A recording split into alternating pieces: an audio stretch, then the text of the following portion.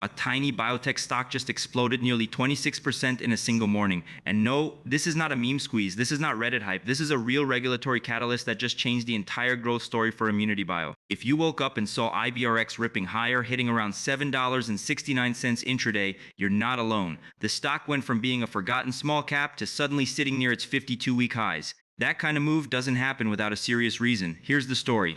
ImmunityBio just received authorization in Europe for its cancer therapy ANKTIVA, and this is huge because it opens the door to selling the drug across one of the biggest healthcare markets in the world. For biotech companies, approvals equal access, access equals patients, and patients equal revenue potential. That's the chain reaction traders are pricing in right now, and this is not their first win. In less than 2 years, this therapy has now been cleared in 33 countries across the US, UK, Europe, and Saudi Arabia. That kind of global rollout speed is extremely rare for a company of this size. Now pay attention to this. The approval wasn't based on weak data. The key trial showed a 71% complete response rate, with patients staying cancer-free for more than 2 years on average. In oncology, those numbers matter. Strong data increases doctor confidence, improves reimbursement chances, and makes the drug more attractive for potential partnerships. And partnerships are where biotech stocks can go parabolic. But the timing is what really fueled today's move. Just days before this European decision, Saudi regulators encouraged the company to file its therapy to help solve global shortages of a key bladder cancer treatment. That signals demand, real demand, not hypothetical future demand,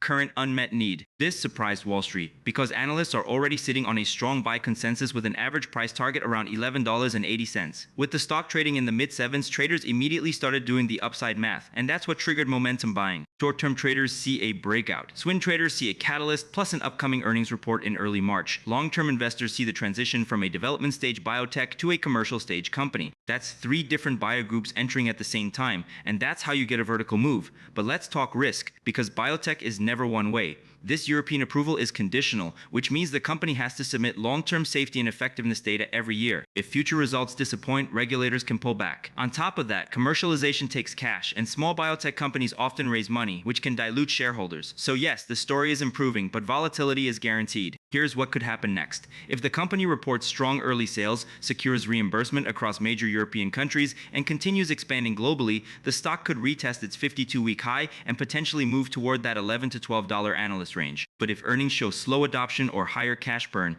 this rally could cool off quickly.